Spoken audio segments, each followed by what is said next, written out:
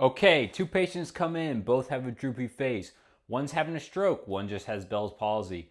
You should be able to tell the difference in 5 seconds. Do you know how? The forehead. You want to look at the forehead. Why do you look at the forehead? Well, you're going to have to watch and find out. It's kind of complicated. Okay, first we're going to go over the cranial nerve 7's path.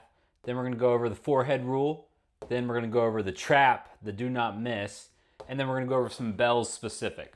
Okay, first, let's go over anatomy of cranial nerve 7. And this is a little bit simplified, so don't come at me. I'm just trying to keep it short and simple. Two key nucleuses of cranial nerve 7. We have the motor nucleus and then we have the solitary nucleus. They both exit together at the cerebellopontine angle and they travel through the internal auditory meatus. These are your key landmarks to know. They then run through the facial canal and the temporal bone before it exits out of the stylomastoid foramen and fans out to the face. Okay.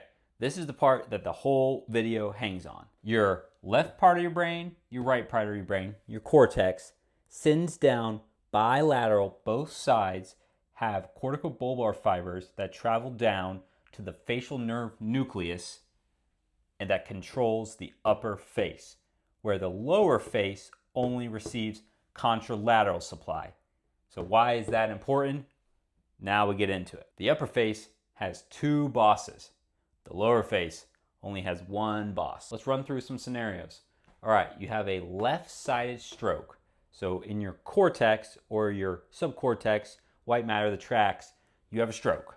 So we cut this and we cut this. Let's look at what happens. So let's follow this one. This is going to the upper face, but we have contralateral supply from our right side cortex, so our upper face will be spared. To our right lower face, this is cut. So there is no output to the lower face, so we will now have a lower face droop. So in a stroke, the upper face will still wrinkle and the eye will still be able to close, but the lower face will droop. Okay. Now, we'll go through the other scenario. So say we didn't have a stroke, but instead we have damage to the nucleus itself or the tract. So we now cut this. So now we lose supply to both the lower face and the upper face. So both the lower face and the upper face will be involved. We will lose wrinkles, we will lose the ability to fully close the eye, and we will have facial droop. And you really see it the most right here at the nasal labial fold. That's really where you really want to look for facial droop. So it'll look like this picture, where a stroke will look like this picture with the forehead intact and the ability to close the eye intact. See, we can't close the eye right here, but this eyelid is normal. This eyelid is affected. But wait, you might have noticed there's a trap. What if the stroke happens here that directly hits the nucleus? So this is not a nerve problem, this is a nucleus problem. So say you have a paramedian pontine stroke from the pontine perforators, you can hit cranial nerve 7 nucleus and take it out, and it will cause the same picture as a lower motor neuron lesion over here. You will get both involvement of the forehead and the lower face. But that's just if you look at the face alone. The stroke is classically called Miller-Gubler syndrome or Gubler syndrome. I'm not sure. This should cause other symptoms, which is how you distinguish it. Everything in medicine is about the key distinguishing thing. There's a lot of things that look very similar, but they all usually have one key distinction. And the key distinction between this and this is these fascicles run directly by cranial nerve 6. So cranial nerve 6 will also be affected in this, which means you will not be able to abduct or abduct, which means you cannot use either your left eye to look left or your right eye to look right. Additionally, the corticospinal tract is right here, so you will get cross findings. Brainstem stroke equal cross findings. You will get contralateral weakness. So if you have a full right side face droop, you should have full left side weakness. To further hone in our localization, if you know it's a lower motor neuron lesion, so you know something down here, you can further figure out where it is based on the symptoms involved. The higher up the lesion, the more symptoms. The lower down, less symptoms. So right after the nucleus, you hit the geniculate ganglion where the greater petrosal nerve branches off. This carries parasympathetic fibers for tearing. A bit further along, the stapedius branches off, which goes to the ear. This is responsible for dampening sound, so people will get hyperacusis, which means really loud sound. Then the chorda tympani branches off. This carries taste from the anterior, the front 2/3 of the tongue, really close to the actual face innervation, right near the styloid mastoid foramen. Okay, now we've gone over the path, the forehead rule, we've gone over the trap. Let's talk about Bell's itself. What is Bell's palsy? Bell's palsy is just a cranial nerve 7 palsy. It's idiopathic, which just means we don't know what causes it. If we know what causes it, then we don't call it Bell's, we call it a cranial nerve 7 palsy due to, whatever reason. The most common cause of Bell's is viral HSV1. It comes on fast, but not sudden fast like strokes. It's more like hours fast. It usually peaks by 48 to 72 hours. Patients can have ear pain or a viral prodrome before it happens, and then they can wake up the next day and notice that their face won't move. Or they can just have no symptoms and they can just wake up and notice their face won't move.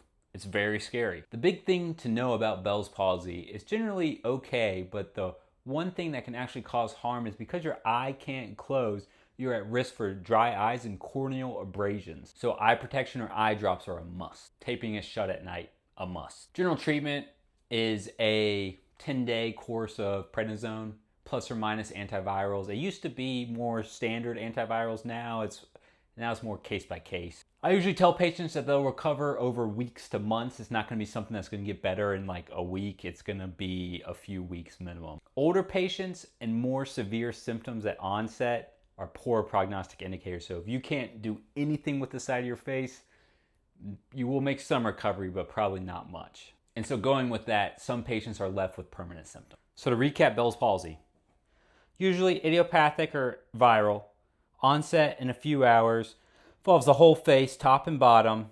People can get ear pain, they can get trouble with loud noises, they can get problems with taste, and they can get tearing or dry eyes. The treatment is steroids plus or minus antivirals.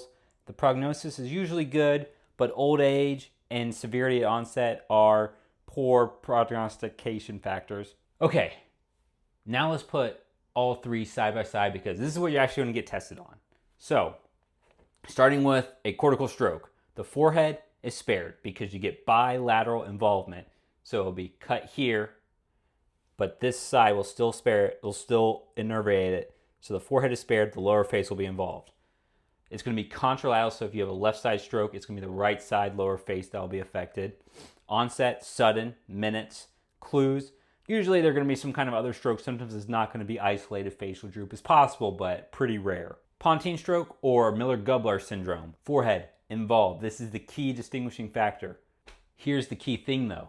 The side is going to be the same compared to a cortical stroke because the fibers have already crossed. You're damaging the right nucleus. So it's going to be right-sided symptom. Onset, sudden. Same thing, minutes. Other clues, cranial nerve 6 palsy, trouble looking laterally, as well as contralateral weakness. So right side nucleus, right face droop, but left side weakness. And lastly, Bell's palsy or cranial nerve 7 palsy.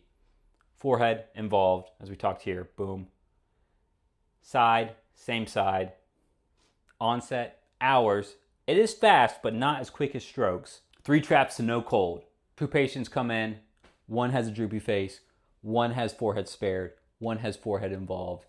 Forehead involved, almost always not a stroke, no CT involved. Do an exam, let the exam decide whether or not you need a CT. Which goes into trap number 2. You see forehead involved and you automatically think no stroke. But, like I said, pontine strokes can rarely present with this. So you need to know the additional clues. And 3, students also confuse Bell's palsy with Ramsay-Hunt syndrome. Ramsay-Hunt syndrome is a cranial nerve 7 palsy from VZV reactivation in the geniculate ganglion. The giveaway is that there's usually a rash in vesiculars as well as more hearing and ear involvement. You see forehead spared, facial droop, plus other symptoms, think stroke, contralateral stroke. So if you see forehead involved, full facial droop, but an eye that won't look lateral, plus other side weakness, think pontine stroke. If you see whole face drooping with dry eyes and loud noises, think cranial nerve 7 palsy. All right, quick vignette. 45-year-old guy comes into your clinic. He says he woke up this morning. He noticed that his face is a little droopy. He went to brush his teeth and the water was pooling out of his mouth. That's a key thing that I've been told multiple times. Or they went to have their morning coffee and the coffee was running down their mouth. I've also gotten that multiple times. Says that he can't close his eye, can't wrinkle his forehead, mouth droops. You look at his ear, looks okay. No arm or leg weakness, no other real symptoms. What's the diagnosis? Bell's palsy. If you enjoyed this video, don't mind giving me a subscribe. I'm trying to build my channel.